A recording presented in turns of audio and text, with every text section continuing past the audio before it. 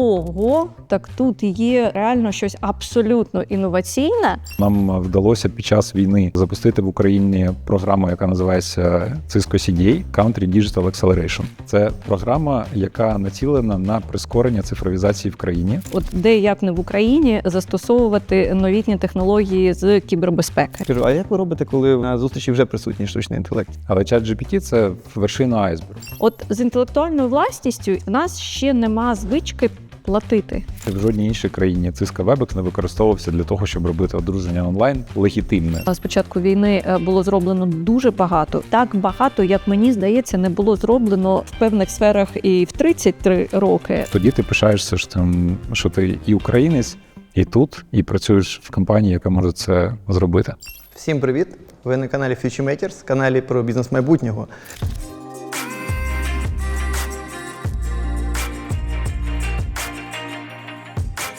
І після невеличкої паузи ми вітаємо у нас в гостях сьогодні двох чудових героїв. Сергій Мартинчук, генеральний директор компанії Cisco Україна.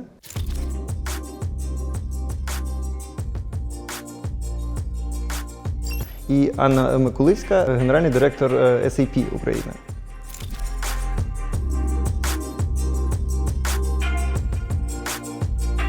Добрий день, раді вас бачити. Наш попередній випуск ми знімали про інвестиційних банкірів, і ми міряли об'єми інвестицій майбутніх, минулих, які тут зараз відбуваються в Україні, особливо інвестиції під час війни. Коли ми готували цей випуск, ми зрозуміли, що ваші компанії, вони насправді великі інвестори для України, особливо в секторі державному. І як Україну бачать ваші компанії, як технологічні гіганти, де там, скажімо так, це стратегічне місце України в глобальній стратегії?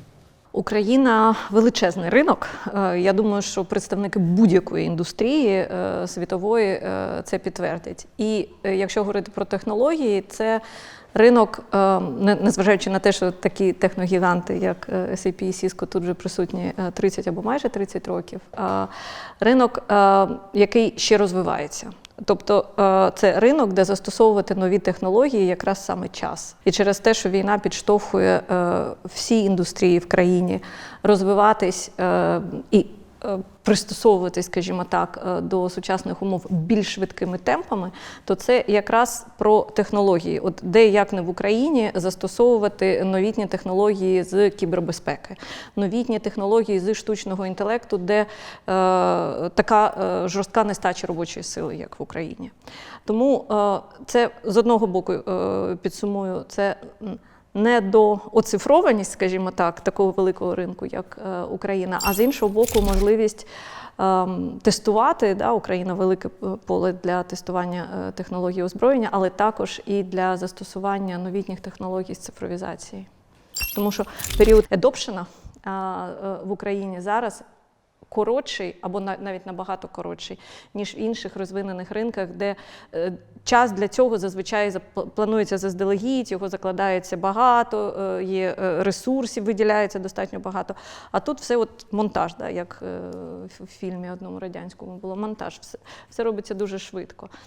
Тому ринок дуже цікавий, і співпраця з державою, і, зокрема, з Міністерством цифрової трансформації, яке є піонером і адептом застосування цифрових технологій, для нас в SAP також дуже цікаво. Ми про це ще більш детально поговоримо. Сергій, як у вас? Інвестиції – це таке цікаве питання, тому що, знаєте, точно буде важко порахувати, скільки ми інвестували як Cisco в ринок України, тому що за 30 років, тут точно таку бухгалтерію ніхто не вів. Але ми однозначно розуміємо, що відбувалося під час війни за останні 3 роки, і ми десь намагалися порахувати, скільки розмір інвестицій. Хоча, знаєте, мені не дуже подобається слово інвестиції, тому що воно не виглядало, знаєте, як інвестиція. Ми просто робили те, що мали робити, і те, що могли робити, і те, що дозволяла компанія робити, або те, що нам вдалося аргументувати, що це треба зробити. Тому в грошах це досить суттєві суми. Це за ці роки це десятки мільйонів доларів. Це ми надавали безкоштовне програмне забезпечення, ліцензії, апаратне забезпечення, різноманітні консультації т.д. і т.п. Але найважливіше – це те, що нам вдалося під час війни запустити в Україні програму, яка називається Cisco CDA – Country Digital Acceleration. Це програма, яка націлена на прискорення цифровізації в країні. І ця програма, власне, передбачає інвестиції. Тобто от, суть цієї програми – це те, що Cisco інвестує в пілотні проекти в державі. Ми допомагаємо зробити, знаєте, такий перший крок. Коли ти робиш якийсь пілот, держава розуміє, ух ти, класно, це працює, добре, це, власне, відповідає очікуванням, і далі це може бути масштабовано вже на більший регіон, або на всю державу, або там на якусь галузь. І цю програму ми запустили під час війни. Вона діє зараз близько 1,5 роки. Я намагався запустити її до війни, у мене не виходило, тому запуск під час війни – це просто, мені здається, це підтвердження того, що Cisco не просто, знаєте, окей, є ринок України, і нам не знаю, з етичних причин ми не хочемо його закривати. Ні. Тобто це підтвердження того, що ми бачимо ринок України, і ми бачимо ринок України як важливий для подальшого розвитку, тому ми сюди ще більше інвестуємо, і ми інвестуємо зараз, незважаючи на складні умови, і ми очікуємо на досить такий сильний return on investment, тобто повернення цих інвестицій саме в тому, що от Анна сказала, у нас є багато чого, що ми можемо зробити краще, оцифрувати, зробити зручніше, тобто можливостей дуже багато. Давайте тоді не будемо одразу переходити на інші питання. І от все ж таки поговоримо трішки більше про ці проекти, інвестиції, особливо про проекти з державою. Я дуже багато вивчав інформації про обидві компанії, і виходить так, що у вас є свої ніші, скажімо, і так погано, напевно, казати, улюблені міністерства, але ті міністерства, де ви дійсно були серйозними помічниками, скажімо, там, де ви вклалися.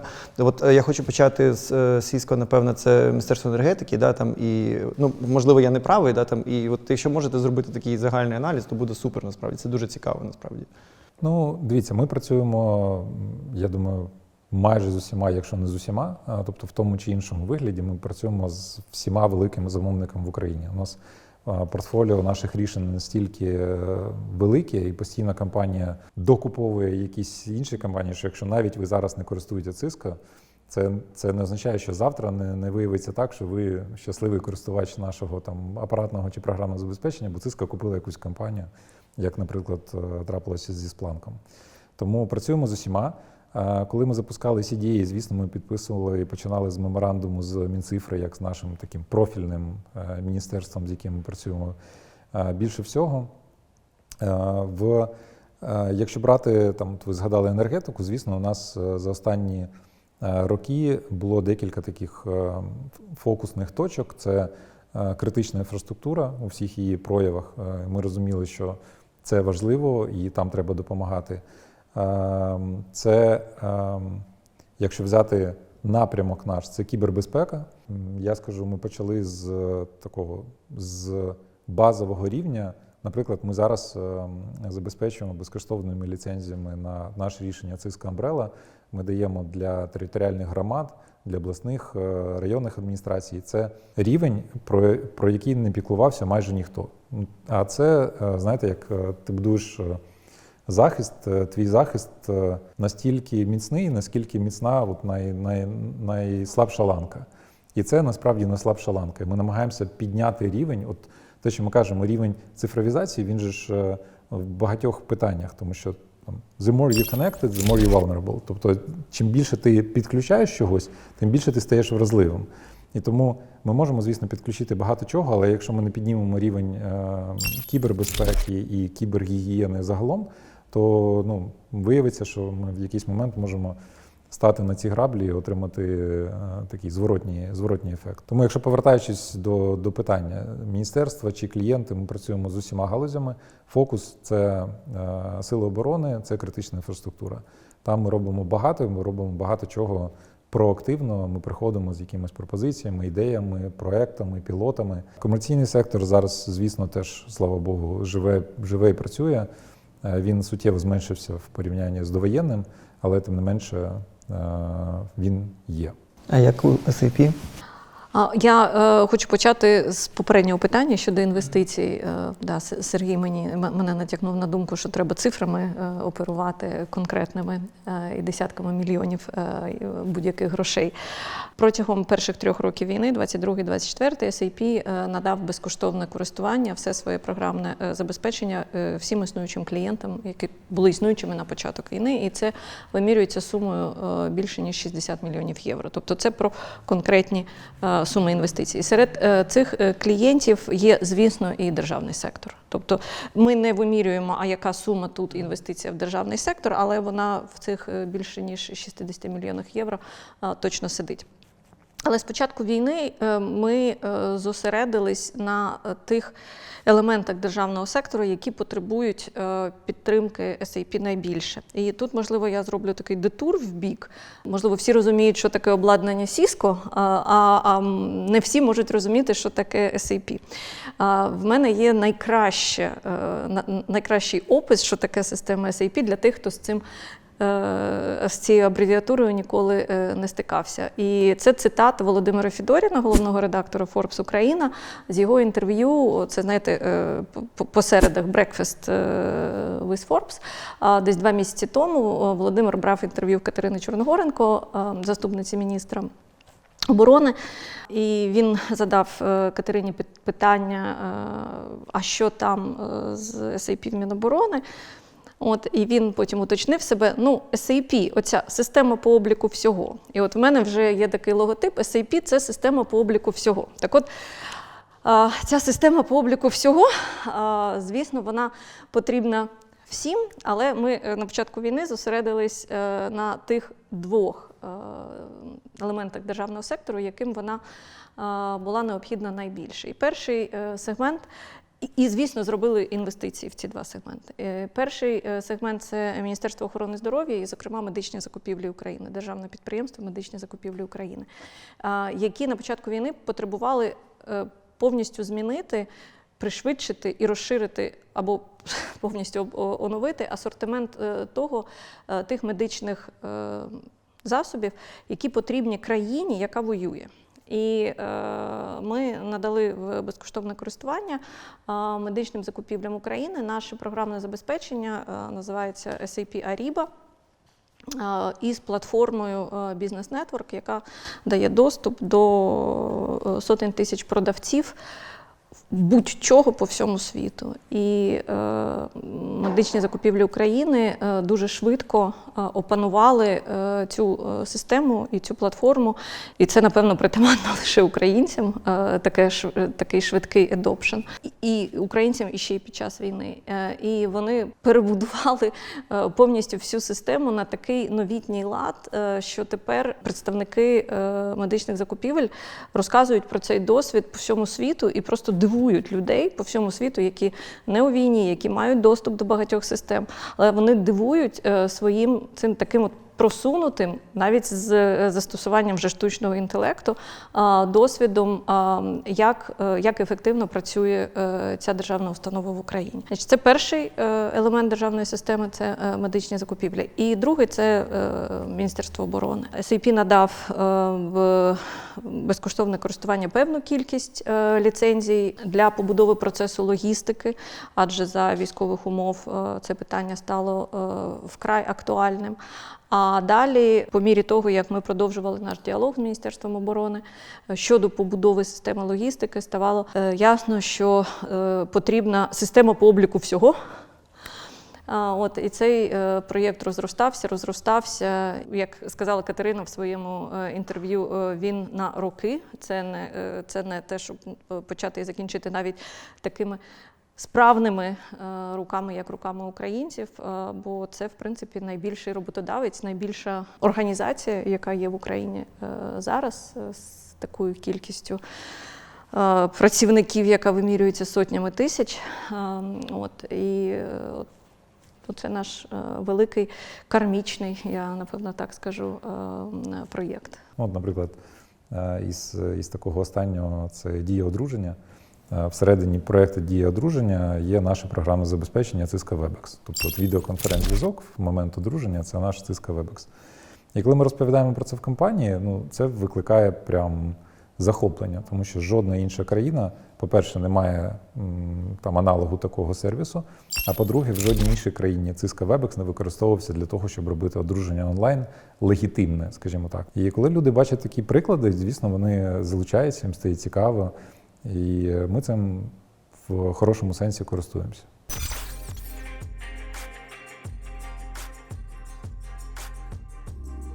Ми в своєму бізнесі дуже сильно покладаємося на наших партнерів, системних інтеграторів. У нас в Україні близько 200 плюс партнерів, і це от прям наша, ну, я не знаю, така основа, завдяки чого ми маємо можливість масштабуватися, тому що ми дійсно не маємо стільки ресурсу для того, щоб приділити увагу кожному замовнику, і тільки от завдяки партнерам ми можемо от так масштабуватися. Я от для себе проводжу такі вєхи. Да?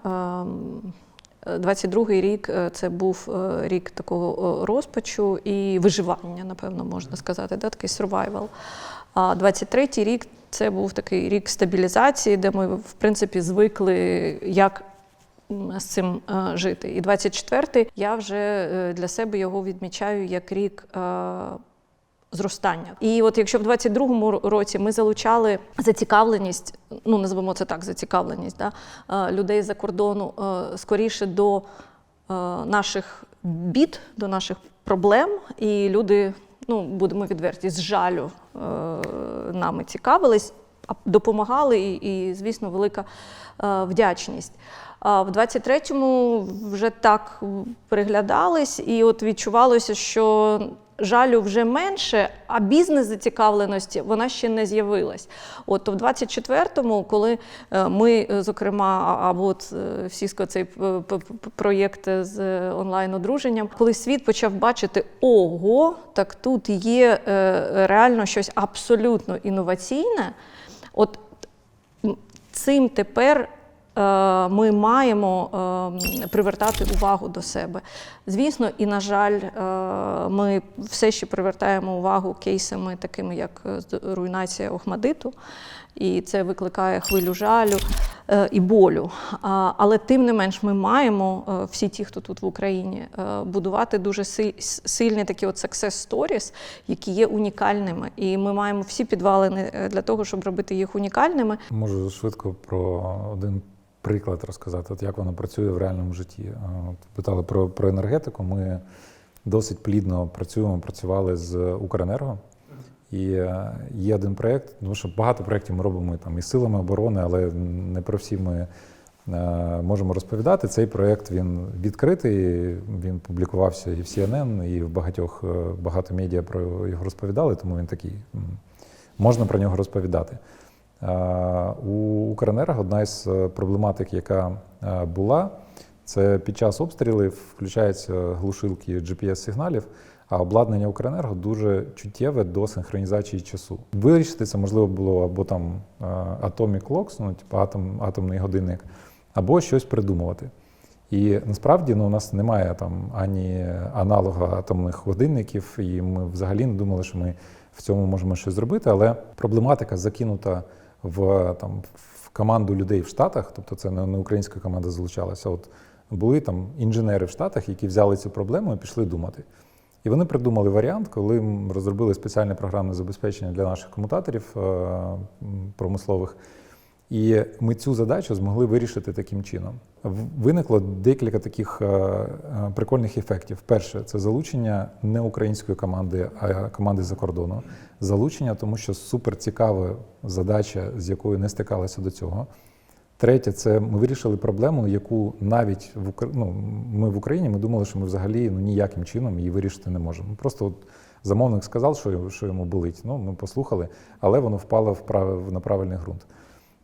І найцікавіше, цей проєкт виявився настільки крутим, що потім багато інших країн намагалися зрозуміти цей досвід і запозичити для себе, тому що з такою проблемою рано чи пізно можуть стикнутися будь-хто.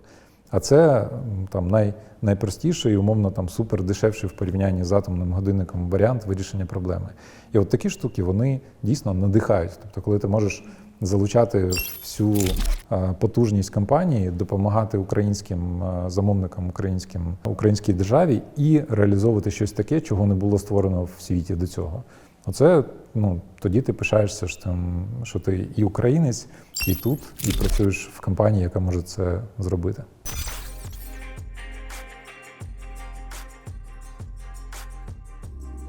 У мене є веселий приклад історії з Дія Сіті зі шлюбом. Просто потім, напевно, це виріжемо, звичайно. Це у всіх є. Зараз кожна вечірка закінчиться тим, що хтось комусь робить пропозицію. Ми стояли на конференції в колі 8 чи 10 партнерів різних юридичних фірм. І ми от вдвох з України, і мій партнер розказує, от у нас є така штука, от Дія Сіті запустили, там можемо онлайн одружитися. І хлопець з Англії питає нас, і що, от ви зараз можете реально взяти і одружитися вдвох, типу? І ми такі не про Дію Сіті, кажемо, ми не плануємо, в принципі, вдвох одружуватися, але теоретично, да, можемо. І от моє питання, насправді, було, на полі браки можливі через Дію Сіті? Є можливість зробити пропозицію. А те факт, що її прийме. Там є 2 кнопки, тому треба обережно з кнопками, як завжди. Не треба клікати, не читаючи, що куди клікаєте. Є можливість зробити пропозицію. І принаймні, коли ми там на вечірках грались, то можна пропозицію зробити чоловік чоловіку. А одружитись... Тобто ви були не перші. Це вже інша кнопка, я туди не нажимав, я одружений, тому...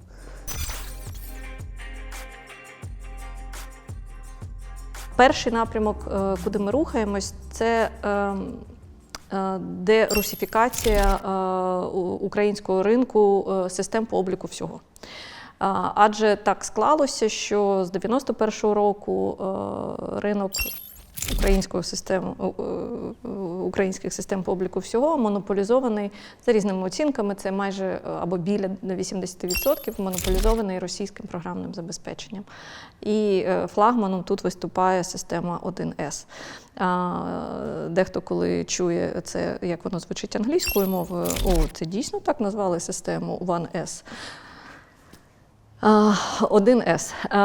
І я вважаю, це для SAP просто кармічна задача викорінювати або мати певну частину у викоріненні російського програмного забезпечення з українського ринку. Але це не просто про заміну логотипу. Це дуже важливо розуміти. Це про переозброєння і перебудову на рівні процесів української економіки, комерційного сектору і державного сектору. І я особисто вважаю, що із цією монополізацією російським софтом українського ринку роками відбувалось гальмування української економіки. Тому що ця система не є достатньо гнучкою і такою, яка дозволяє масштабуватись і зростати. І це було певне притримання з боку країни-агресора всі ці роки розвитку української системи. Зараз ми і інші компанії, вендори систем по обліку всього, по мірі того, як ми будемо заміщувати російське програмне забезпечення, українська економіка буде мати такий певний, не знаю, скільки це оцінюється, там зростання економічного, але буде мати певний буст для свого розвитку, який був прихований до цього. Це перший напрямок нашого розвитку. А другий напрямок розвитку – це діджиталізація державного сектору задля уникнення корупційних складових або можливостей наявності корупційних складових в державних процесах.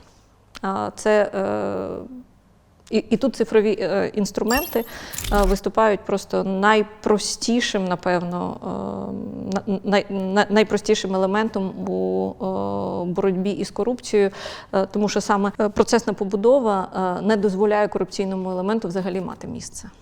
Я це називаю клаудифікація українського ринку, бо це ще не стало на коліса, що хмара – це от прям наше все. Здавалося б, це абсолютно зрозуміло на ринку в країні, де йде війна, і ризик знищення фізичного обладнання дуже високий. І якщо є можливість перенести це в хмару, то це треба зробити. Воно начебто зрозуміло, але сказати, щоб це було повсюди, по ринку цього ще немає. І це така наша більш едукативна, просвітницька діяльність, яку ми проводимо.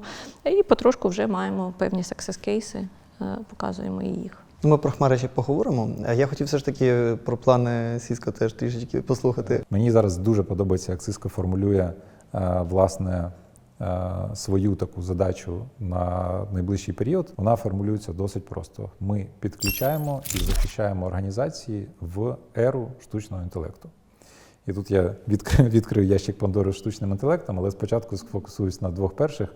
Підключаємо і захищаємо, тому що насправді це залишається нашим топ-пріоритетом. Все, що допомагаємо підключати, тому що дуже багато чого не підключено в Україні. Я почав говорити про територіальні громади. У нас зараз дуже великий проєкт в сфері освіти. Ми працюємо зі школами, в першу чергу з точки зору кіберзахисту, тобто ми допомагаємо захистити. Ми теж надаємо безкоштовно на 1 рік ліцензії для шкіл на наше рішення по кіберзахисту. І це рішення по освіті ми намагаємося розбудувати. От зараз ми підписали меморандум з Києвом, і ми вибрали 2 школи у Києві і у Львові. Будемо робити такі 2 цифрових пілоти в школах. Тобто ми інвестуємо в ком'юнітіс, тобто в громади, ми інвестуємо в освіту. Тобто є такі пласти, які ніким до цього не піднімались. Це, звісно, такий heavy lifting, коли ти береш досить важку штангу, але ми для себе визначили, що там коли як не зараз. Тобто ми зараз робимо дуже багато таких речей, які ми сподіваємося допоможуть дійсно підняти рівень цифровізації на вищий рівень. Це окрім проєктів звичайних з усіма державними і комерційними замовниками, які ми робимо.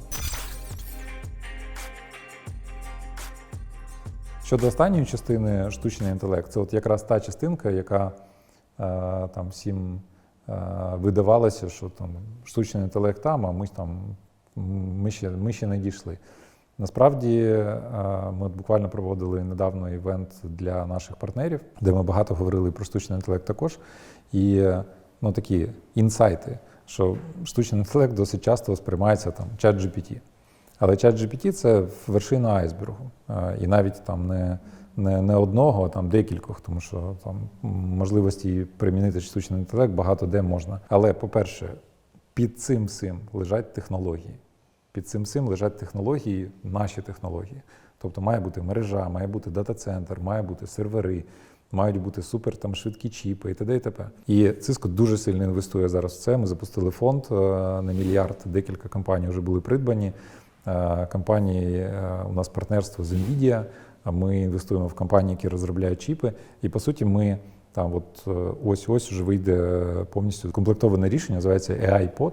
Тобто для організації, яка хоче запустити там у себе штучний інтелект, ми готові дати повністю інфраструктуру під ключ, грубо кажучи. Ми почали спілкуватися з замовниками, тому що нам було цікаво, наскільки цікаво може бути для там державних, комерційних замовників зараз ця історія, і виявилося, що реально цікаво. І виявилося, що деякі замовники вже там щось пілотують, вже навчають свої великі мовні моделі.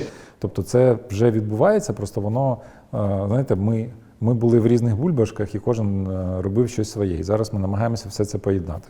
Ну і плюс Cisco в всі свої архітектури зараз будовує штучний інтелект в вигляді AI-асистентів. Намагаєшся налаштувати якісь рішення з кібербезпеки, у тебе є помічник, який все тобі допомагає зробити швидше, ефективніше, правильніше, тому що всі останні репорти показують, що коли організація стикається з тим, що щось не працює, це не завжди кібератаки. В першу чергу, там перші декілька, я пам'ятаю, 30%, здається, це в першу чергу помилки людини. І от ми намагаємося зараз зробити так, щоб цих помилок було якомога менше. Які ви бачите ризики в штучному інтелекті і як їх мінімізувати?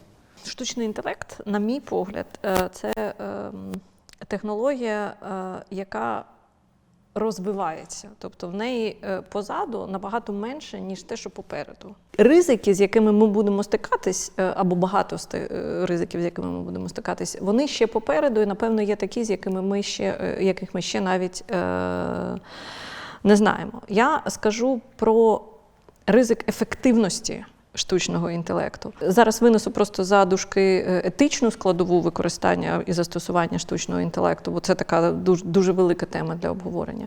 А от ризик ефективності використання штучного інтелекту. Копайлоти, асистенти, які працюють з певними даними, будуть лише ефективними тоді, коли ці дані якісні. Якщо там повний бардак з даними, які їм треба обробити, щоб щось своє згенерувати, створити, то це буде неефективне застосування штучного інтелекту. І от це є велика помилка і проблема в застосуванні штучного інтелекту, що компанії, які хочуть використовувати штучний інтелект, вони от це гасло кладуть на стіл і кажуть, я буду використовувати штучний інтелект. А для того, щоб його почати використовувати, треба зробити багато роботи до того, як його почати використовувати. І створення інфраструктури, про яке казав Сергій, це, звісно, перша і така дуже базова, фундаментальна робота. А потім це зачистка даних. І поки не буде такого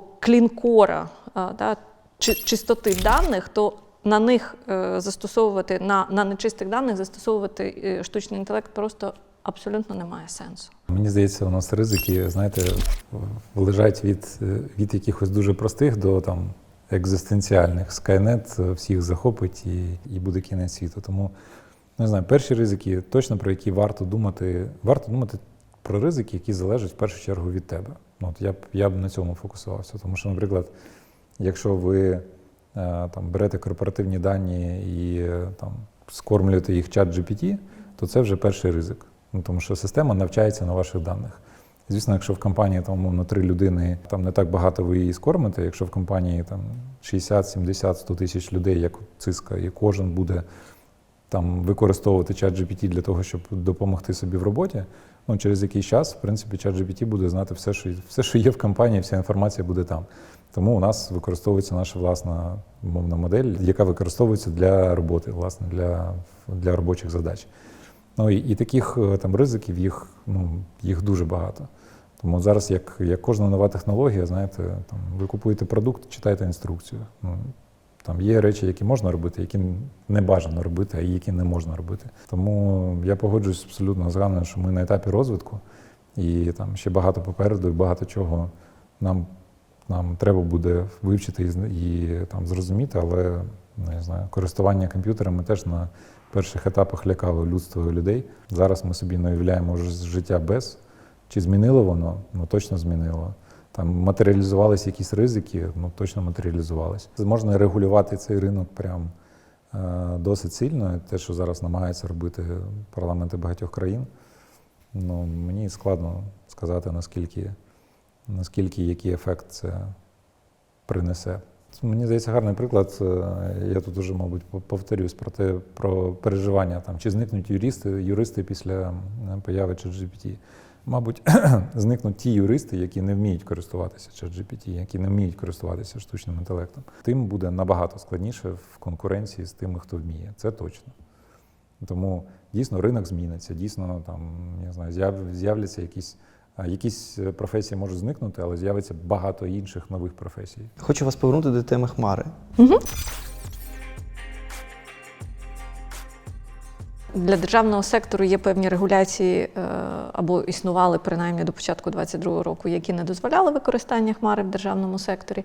І деякі представники державного сектору все ще користуються тими регуляціями і висловлюють певне занепокоєння щодо можливості переходу в хмару і займають більш консервативну позицію. Міністерство цифрової трансформації знаходиться в проєкті створення національної хмарної програми National Cloud Program, яка має описувати можливості або засади, скажімо так, засади використання хмари в державному секторі. І я дуже бажаю успіху нашому Міністерству цифрової трансформації в створенні цієї програми, адже це має стати надпотужним інструментом для подальшого розвитку, такого повштовху для розвитку державного сектору, адже в хмарі, або саме в хмарі знаходяться всі прогресивні інструменти сучасні, як то штучний інтелект. Тому ми бачимо тут ще певний консерватизм щодо використання хмари в державному секторі. Що стосується комерційного сектору, я вже зазначала цю російську систему по обліку всього 1С, яка не є хмарною системою. І через те, що вона монополізувала ринок, у великої кількості компаній просто немає іншої моделі, як функціонувати. І певна кількість, напевно, найбільш прогресивних компаній або найбільших компаній, найбільш вразливих компаній, з початком війни в них просто не було іншого виходу. Вони, в принципі, для продовження свого існування мали переходити в хмару. А в сегменті середнього бізнесу ми все ще бачимо певні застереження, певний консерватизм щодо переходу в хмару. І, як я казала, наша місія тут просвітницька – розказувати про те, що хмара – це не страшно, це безпечно. А все ж таки є майбутнє у фізичних дата-центрів? Майбутнє у фізичних дата-центрів, я думаю, є, особливо коли це стосується держави. Ми маємо приклади декількох або багатьох держав в світі, які будують так звану суверенну хмару або свій власний дата-центр для зберігання всієї або найбільш сенситивної інформації, яка стосується держави. Тому для певного сектору в державі /критичній інфраструктурі, напевно, майбутнє фізичних дата-центрів є. Але ми маємо розуміти, що хмара – це також дата-центри, які десь розташовані. Просто вони мають підвищений рівень захисту, рівень безпеки. Але під хмарою також стоїть фізичний дата-центр.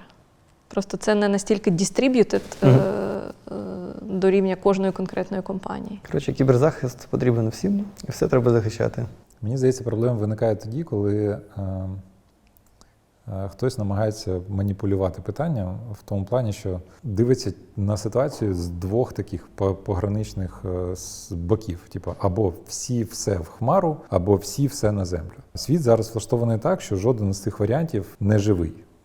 Звісно, можуть бути компанії, у яких все може бути в хмарі, можуть бути там кейси, коли все має бути на землі, але скоріше, і те, що ми бачимо, що сценарії правильні – це коли компанія вибирає і обирає в залежності від того, яка інформація має там процеситися, наскільки вона сенситив. Якщо ми говоримо про державу, про там цілком таємно, то скоріше за все це має знаходитись в кордонах України. Якщо ми говоримо про інформацію якусь там, я знаю, базову, просту, то чого її обмежувати кордонами України? Тобто сценарій скоріше виглядає таким чином, що щось є на землі, щось є в хмарі, щось є в іншій хмарі. Хмара – це ж не безкоштовно.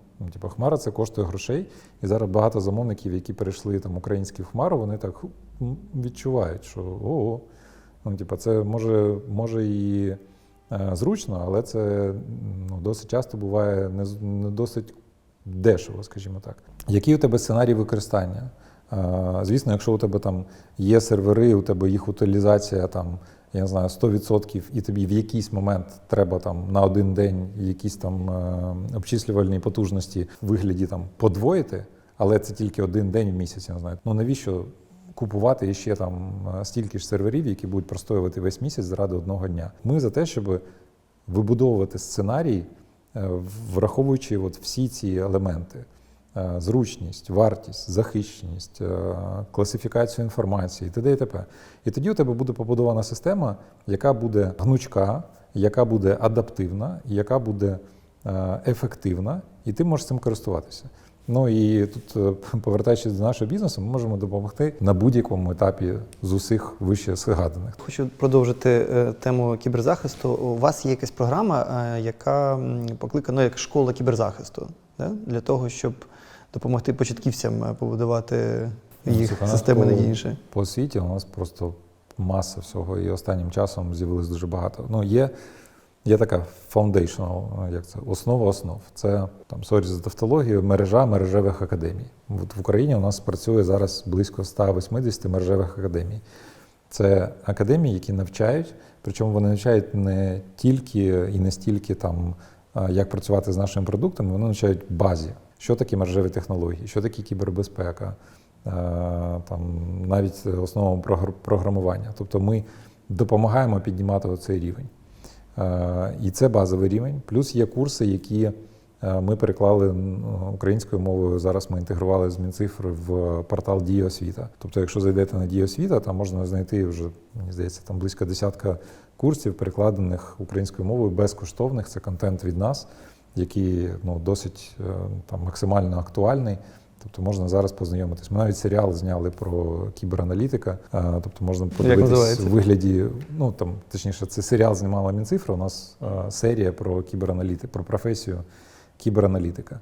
Ну і паралельно у нас було декілька таких короткотермінових програм. Школа кіберзахисту, у нас є короткотермінова програма на CDTO кампусі, це по навчанню Chief Digital Transformation Officers. Це люди в державі, які мають рухати цифровізацію. Зараз їх дуже сильно не вистачає, тому там один курс про захищені цифрові платформи від Cisco. Тому у нас навчання, от якщо там взяти, підключити і захистити в еру штучного інтелекту і окремо навчити, і це прям велике слово, тому що теж мені здається, якщо взяти там нашу бульбашку, ніхто стільки не вкладається в навчання, як Cisco. І не вкладалось. Тобто наші сертифікати для всіх компаній, які займаються там мережею, кібербезпекою, вони по факту являлися стандартом. Тобто ти приходиш, кажеш, я там CCIE в там, Cisco Certified Engineer. І це було як, я не знаю, орден, з яким можна було відкрити, ну і зараз, з яким можна відкрити будь-які двері. Ну, SAP, я так розумію, теж дуже багато інвестує в навчання. Так, з минулого року ми відкрили безкоштовні курси для українців. Маю правду сказати, що вони не перекладені українською мовою. Через те, що ми промотуємо знання англійської мови в країні. Обґрунтую так. Ми навчаємо процесному мисленню побудови корпоративної роботи через процеси, не через просто там якийсь, умовно, там не через те, що от бухгалтерія, вони рахують на калькуляторі, і той, хто приходить працювати в бухгалтерію, його просто інший бухгалтер навчає от рахувати на калькуляторі і все.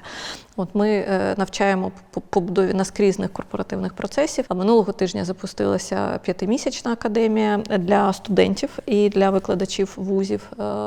Я дуже рада, що декілька українських вишів приймають участь в цій програмі, і велика кількість українських студентів долучається. Маємо курси відкриті безкоштовні для дорослих, для ветеранів по перенавчанню, перекваліфікації, для жінок.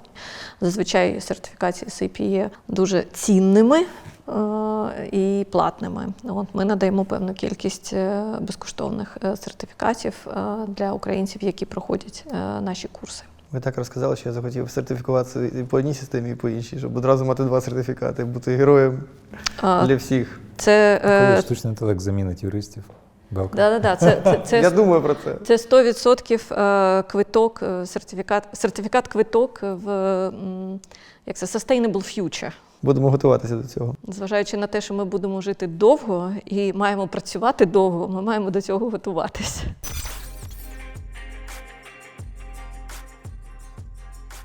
Як може виглядати, я ж не питаю про цифри зараз, цей стартер-пак, скажімо так, да? Там, як технологічно, як це можна запромоутити? Найпоширеніше питання, з яким ми стикаємося, коли приходять з середнього розміру компанії, які користуються 1С, вони кажуть, мені треба замінити 1С бухгалтерію. Угу. Ну, я от десь про це, да. Да. Ми кажемо, якщо вам треба замінити логотип 1С на SAP, то ми вам зробимо наліпки на екран. І ви просто там, де у вас написано 1С, ви просто наліпите SAP і все. І користуйтесь далі. І користуйтесь далі. Да? Тому що, якщо ви вирішили або розглядаєте можливість переходу на SAP, або на інші ERP-системи, бо 1С не є ERP-системою. ERP-система – це система по обліку всього. 1С – це є бухгалтерською програмою. Переход на будь-яку ERP-систему передбачає в першу і головну чергу зміну мислення і зміну процесів компанії. Ви на це готові, шановна компанія середнього розміру? Ой, ні, нам би оце логотип поміняти. І якщо логотип поміняти, то тут розмови далі не буде. Бухгалтерія – це обслуговуюча функція, це результат господарської діяльності компанії. І якщо компанія готова подивитись на всю свою господарську діяльність, на весь свій комерційний процес, а бухгалтерія просто буде результатом, тоді, звісно, тут є сенс про це розмовляти. Але компанії в певній кількості своїй просто не готові інвестувати в такий великий проєкт, от саме через необхідність переглянути всі свої процеси. Багато хто хоче просто поміняти логотип. А ми не про те. А от що стосується стартового пакету, я так розумію, мова про ціну йде, так? Ні, я якраз навпаки уникаю ціни. Це от, ти дуже правильно відповіла на запитання, насправді. Да? Тобто необхідно поміняти все. Для того, щоб поставити систему обліку всього, треба поміняти все. І просто хтось на це готовий, а хтось ні. По-перше, стоїть 1С за 3 копійки. Оце взагалі таке хибне уявлення про 1С за 3 копійки. Те, що за 1С можливо не виставляють рахунки, і компанія за це не сплачує, просто тому, що там стоїть вже система, не напевно, вона точно вже не підтримується, бо система знята з підтримки. Ця компанія не платить за підтримку, але ж система працює, то це ж взагалі круто. А те, що понятно, там є залізо, на якому крутиться, умовно, це 1С, яке треба і замінювати, і розширювати. І навіть якщо зараз відкрити роботи UA і Work.ua, там все ще шукають розробників 1С. Це сидять люди, які, як ми це називаємо, допилюють ту систему, яка вже не підтримується, але вони її підтримують власноруч. І от чомусь вартість або total cost of ownership системи 1С з врахуванням цих всіх людей ніхто не враховує. А якщо ці всі люди, припустимо, їх 10, зараз встануть і підуть працювати в іншу компанію, а книжки, мануала якогось, а як саме в цій компанії налаштована ця система, ніхто не має, то якщо там якась, відпаде там якась сторінка, ніхто не буде знати, як це працює. Коли кажуть, що от воно 3 копійки коштує, воно абсолютно не 3 копійки коштує. Якщо врахувати нестабільність і залежність і вартість всіх цих людей, це абсолютно геть не дешева система. Це по-перше. А по-друге, в нас в країні за часів ще до незалежності, на мій погляд, є такі декілька ідей, які є дуже неправильними, і деякі з них ще переносяться на нас навіть зараз. От з інтелектуальною власністю і продукти SAP підпадають під інтелектуальну власність, в нас ще нема звички платити. От ця 1С-система нас розбалувала, умовно безкоштовно. А те, що в світі за продукти інтелектуальної власності платять і платять дорого, бо в це вкладено багато досвіду, багато ресурсів. В SAP більше 50 тисяч розробників розробляють цей продукт. Поки що у нас за це не прийнято платити. Але нічого, ми робимо просвітницьку діяльність, і це робота не лише SAP. Які зміни в державі вам необхідні для того, щоб вашим компаніям було комфортніше працювати тут? Особливо розуміючи об'єми інвестицій, які ви робите для держави. Мені здається, що дуже багато змін позитивних вже відбувається. Я точно віддаю належне роботі, яку робить Мінцифри, і дуже багато корисного вже відбувається. Те, що нам не вистачає, нам настільки не вистачає якихось змін, наприклад, там, інститут CDTO, Chief Digital Transformation Officer. Не вистачає людей. Тобто ти не можеш цифровізувати компанію, в якій немає нікого, хто, власне, розуміє, що таке цифровізація. Тобто має бути якийсь інтерфейс взаємодії з кимось. І тому мають з'являтися люди. Як зробити так, щоб молодому спеціалісту було цікаво йти в державний сектор, а не в комерційну компанію, це задачка з зірочкою. І тут я точно не можу сказати, що це можна так якось вирішити. Дуже простий сценарій, давайте підвищимо всім зарплатню. Воно ж так не працює. Тобто багато чого є взаємозалежних таких ось речей, які унеможливлюють суперпростий якийсь сценарій вирішення проблем. Але, мені здається, багато чого вже відбулося. Напевно, мені буде найлегше, я підтримую все, що сказав Сергій. І закрити один. Про людей. Людей зараз не вистачає всюди, а якісних людей, не хочеться звучати некоректно і ділити людей на якісних і неякісних, а от компетентних змінотворців не вистачає геть. При тому, що дійсно за ці 2,5 роки, майже 3 вже, на жаль, з початку війни було зроблено дуже багато. Так багато, як мені здається, не було зроблено в жодні 3 роки, або навіть в певних сферах і в 33 роки нашої незалежності. Тобто швидкість змін, через які проходить держава і державний сектор, вона шалена. Але чи вже є та критична маса змінотворців, які є рушійною силою, щоб ці зміни далі просто от масштабувати з великою швидкістю? На мій погляд, ще немає. Є певні вже щось масштабоване там на всю країну, але велика кількість змін все ще є фрагментарними і залежить від конкретної людини на конкретному місці. Це все ще не є процес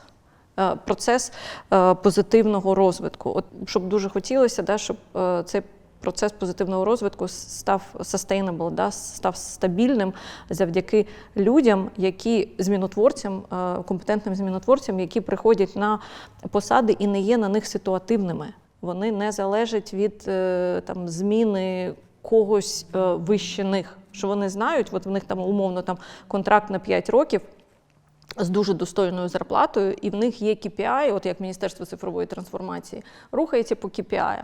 От якби люди приходили на роботу в усіх інших секторах, їм надавали KPI, і їхня винагорода також залежала від виконання цих KPI, мені здається, що це було дуже класно і потужно для змін в країні. Про захист країни від 1С або про заборону 1С, да, це велика законодавча тема, яка вже є на рівні законопроєкту, але я розумію, що зараз в країні або у парламенті є набагато більш актуальних питань для того, щоб виставляти, розглядати і голосувати. Але зважаючи на те, що це законопроєкт підтриманий Міністерством цифрової трансформації, сподіваюся, що в певний момент часу він буде донесений до розгляду в парламенті. Мені здається, якщо бізнес в Україні, а за бізнесом стоять конкретні люди, да? Якщо конкретні люди і транслюються на бізнес, не будуть зберігати оптимізм, то все це просто не має сенсу. Ну, я іншими словами, але якщо бізнес в Україні, у тебе немає іншого шляху, окрім зберігати оптимізм. Бо інакше у тебе або немає бізнесу, або він не в Україні. Або ти не в Україні, так. Або він вже не в Україні. Да. Мій довгий робочий день – це абсолютно ніщо порівняно з тим, який робочий день у хлопців і дівчат на фронті. І коли я про це думаю, я розумію, що в мене все абсолютно ок. Тут важко щось додати. Я з ним розмовляю. Він відповідає? Так, да, і він відповідає. Я користуюсь помічником, і я використовую ChatGPT для пошуку інформації, для формулювання якихось тез, матеріалів і для створення картинок. Так, картинки це теж проходили, коли треба презентацію зробити і якусь цікаву картинку. Раніше ти її шукав, зараз створюєш. Найчастіший варіант використання – це коли, умовно, у тебе є якась думка, тобі її просто треба, щоб красивіше хтось написав англійською мовою. І там просто вже потім редагуєш. Тобто мій найчастіший промпт – зроби, щоб виглядало краще, або якось там в такому сенсі. Тобто все одно ти генеруєш, там, я пишу щось самостійно, але мені треба зробити, щоб воно було там красивіше. Особливо, коли там переписка з нейтівами. Це, мабуть, такі частіше за все. Ну, а так решта, типу, запитуєш щось цікаве, тому що, щоб не лазити в Гуглі по десятку посилань, тобі треба концентровано щось отримати. ChatGPT. Супер. Або його Cisco-версія. Рекламна пауза. Да. А в мене, от, Сергій, до твого останнього способу використання штучного інтелекту, коли запакуй мені красивіше, ну і воно зазвичай таке трошки довше стає. От дві людини, одна запитує штучний інтелект, напиши красивіше, написав, відправив іншому отримувачу. Отримувач відкрив такий упс і питає свій штучний інтелект, що він хотів сказати. І йому таке тидиш там самері в одну строчку. От, і насправді люди спілкувалися тією одною строчкою, який промпт ти писав. От, да, але все дуже красиво. Я тоді теж останню розкажу історію. У нас прийшов вже клієнт з iPad, каже, ви не проти, якщо в нашій участі буде приймати штучний інтелект участь? Кажемо, ну не проти, ну він просто протокол робить. відправляю протокол. Кажу, а як ви робите, коли на зустрічі вже присутній штучний інтелект? Як вони між собою домовляються? Кажуть, у нас ще такого не було. Кажу, бачите, треба думати. І ми самі почали думати, бо це абсолютно реальна ситуація, коли приходить двоє людей від нас, двоє людей від них, да, і штучний інтелект від нас, від них. Тому. У мене був epic fail такий. Я робила all hands, town hall для своєї команди. І я включаю скрипт, який занотовує навіть не протоколом, а просто все скриптує. А потім, і там був Q&A, і було якесь незручне запитання. Я щось там красиво відповіла. Це якось там попало в цей скрипт. А потім мій колега загнав це в протокол. І протокол видав. Задане таке питання, відповідь Ганна не відповіла. Отак. Можуть бути нюанси. Але прикольно в ChatGPT читати потім через якийсь час, що ти запитував. Воно так, можеш, ох ти. А ще відповіді порівнювати, якщо одне й те саме питання. До речі, коли підготовка до якихось івентів теж допомагає. Дякую. Дякуємо вам, Сергій, Ганна, дякую вам. Дуже приємно. Була чудова дискусія. Мені дуже сподобалося, сподіваюся, нашим глядачам теж. Дякуємо, що ви знайшли час.